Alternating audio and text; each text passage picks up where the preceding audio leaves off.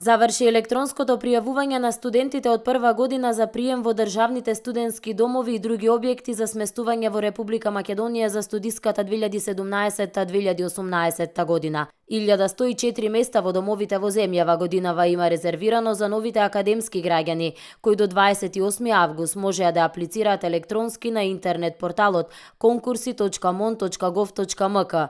Во државниот студентски дом Кочо Рацин во Битола годинава место има за 77 бруцоши. Рокот за електронското пријавување на студентите од втора година и повисоките години беше од 17 јули до 12 август 2017 година. Во Битолскиот студентски дом годинава има 385 легла, од кои 308 се за студентите од втора до шеста година и апсолвентите. Конечниот список за прием на студентите од втора година и повисоките години ќе се објави на 31 август на огласните табли во студентските домови, каде конкурирал студентот, и на интернет порталот на Министерството за образование и наука. Конечниот список за прием на студентите од прва година пак ќе биде објавен на 11 септември. Приговор по резултатите се доставува во рок од 5 дена од денот на објавувањето на резултатите до архивата на Министерството. Доколку бројот на студенти кои ги исполнуваат условите согласно утврдените групи од овој конкурс е помал од предвидениот број на легла, слободните места ќе се пополнуваат по редослед со студенти кои ги исполнуваат условите од другите групи.